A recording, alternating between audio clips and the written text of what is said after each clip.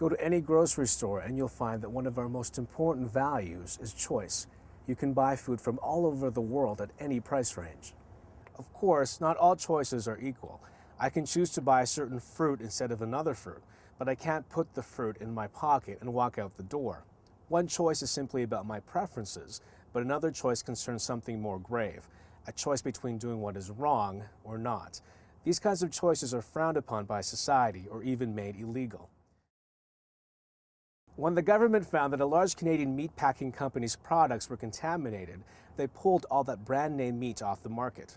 By then, dozens got sick and 15 Canadians had died.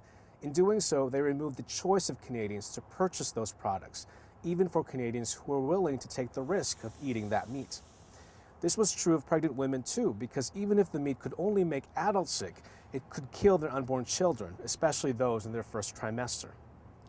So clearly, we can't choose to do whatever we want, especially if that choice is lethal to ourselves or to other people.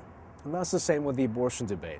We recognize abortion is a choice, but just because it's a choice, it doesn't mean it should be legal.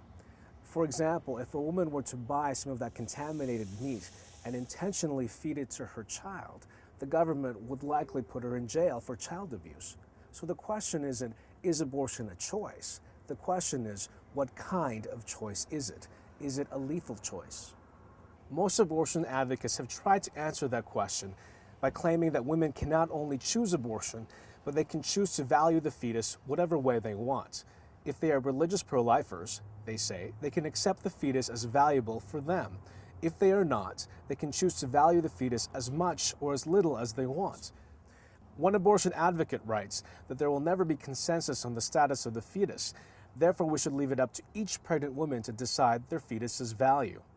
Of course, using that logic, that abortion advocate would have to agree that since societies around the world have never come to consensus about the value of women, we should let each individual culture determine for themselves what rights women should have.